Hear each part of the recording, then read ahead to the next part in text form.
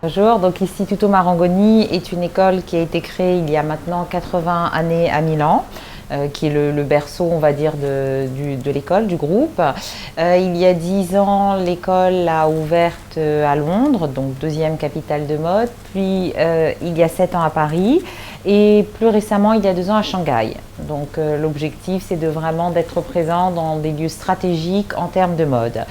L'objectif est de former des étudiants à tous les métiers de la mode, puisque les étudiants sont aussi bien formés à la création, donc par le stylisme, modélisme, qu'à la commercialisation du produit, avec des métiers comme merchandiser, travailler au sein d'un service marketing, travailler aux achats, et également au styling, qui est la communication par la mise en image. Donc notre vocation, c'est de former des étudiants du monde entier à tous les métiers de la mode.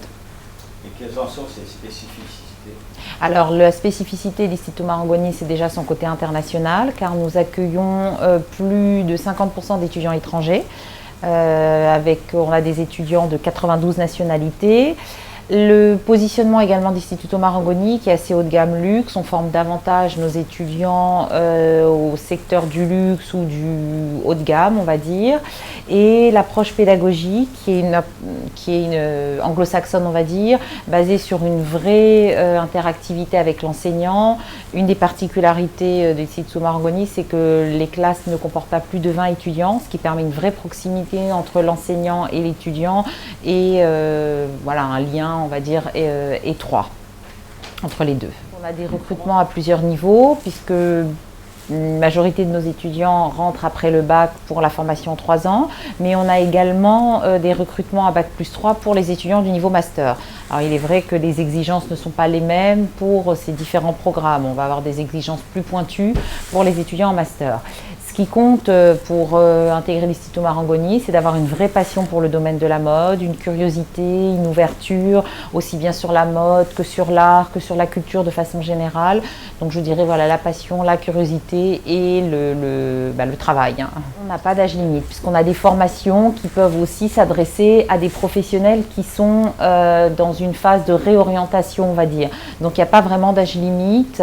Sur les formations en 3 ans, on a généralement un public relativement jeunes, entre 18 et 22 ans, je vais dire. Mais sur des programmes en 1 an, des formations intensives, on vise également un public un peu moins jeune, donc avec des personnes qui peuvent déjà être dans la vie active. Encore, ça va dépendre de la formation. Donc, il y a des cursus en 3 ans ou des formations plus intensives en 1 an. La formation est une approche, on va dire, très pratique, mais également théorique. Donc, il y a bien évidemment, si vous voulez, une base théorique, mais il y a un apprentissage qui est très pratique, qui permet aux étudiants d'être vraiment opérationnels dès la sortie, une approche voilà, très professionnelle. Donc, le lien avec la profession est très fort. Il est présent avec les étudiants dès le début. Par différents moyens. Donc tout d'abord, tous les mois, il y a des séminaires qui sont organisés durant lesquels des professionnels viennent faire une intervention sur leur métier, sur leur activité. Il y a ensuite des jurys, en cours d'études et en fin d'études, qui sont composés de professionnels extérieurs qui viennent évaluer le travail des étudiants.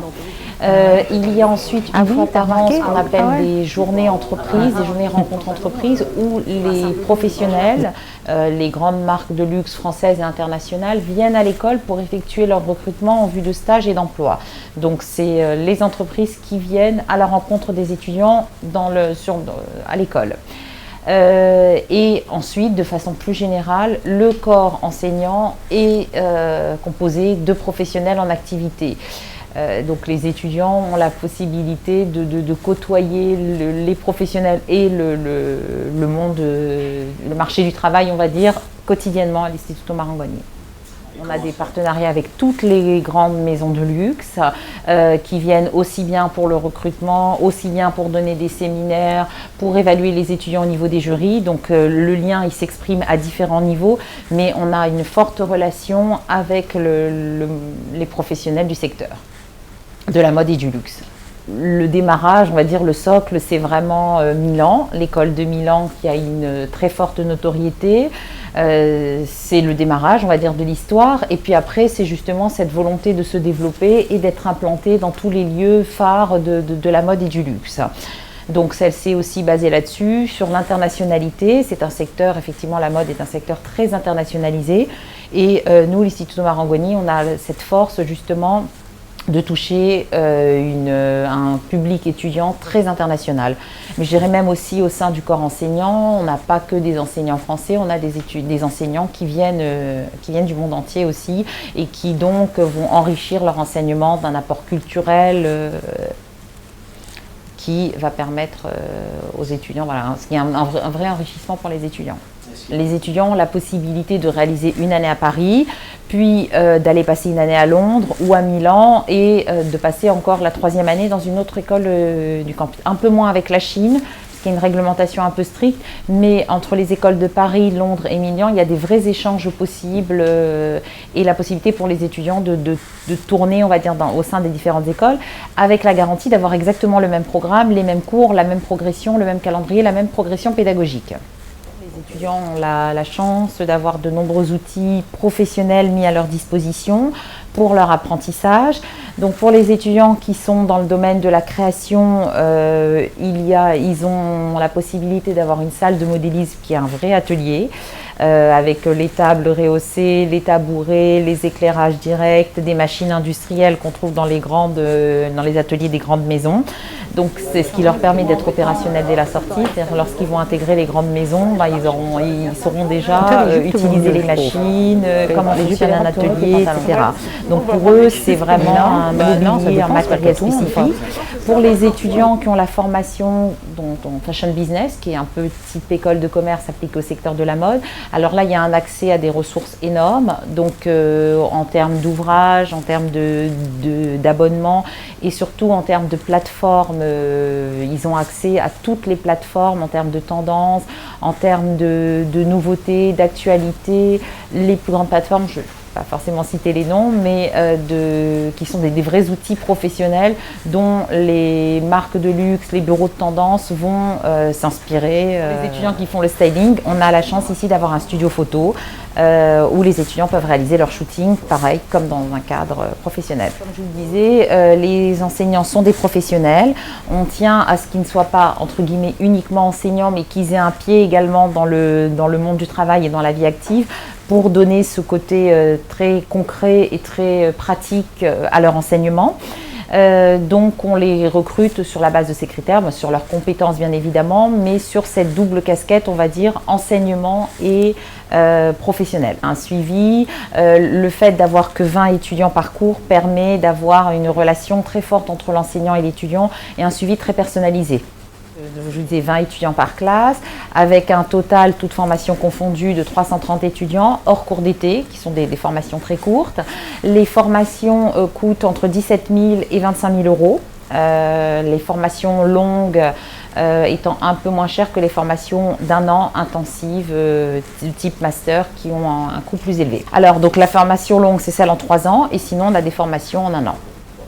Courte et intensive. Dans cette interview, des points forts de l'école, qu'est-ce qui fait qu'en fait, elle a une telle renommée maintenant à l'international et comment... Alors, bon, je les ai déjà évoqués, on va dire, donc je vais les reprendre. L'internationalité, le fait que nos étudiants soient opérationnels dès la sortie, et je pense que le défilé de fin d'année réalisé par les étudiants en fin de cursus est un vrai exemple et témoigne de la qualité du travail des étudiants et de le caractère opérationnel à la sortie de l'école.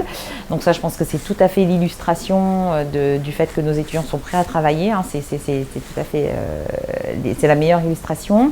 Donc c'est je dirais la formation, l'internationalité, le positionnement, les outils de travail qui sont donnés effectivement aux étudiants et le lieu de travail. Hein. Les étudiants ont la chance d'être dans un bâtiment magnifique, équipé de toutes nouvelles technologies, dans un quartier qui est également stratégique dans la mesure où les maisons de luxe sont à quelques centaines de mètres d'ici. Donc c'est tous ces éléments qui font la force de l'Istituto Marangoni. Alors, ce n'est pas une reconnaissance par l'État. Bon, déjà, on a la reconnaissance des professionnels, mais au-delà de la reconnaissance des professionnels, on a un partenariat avec une université anglaise. Comme je le disais, on a une pédagogie assez anglo-saxonne qui valide les diplômes à la sortie. Eh bien, merci. Merci à vous. De répondre à nos questions. Merci. Bonne journée. Merci. Au revoir.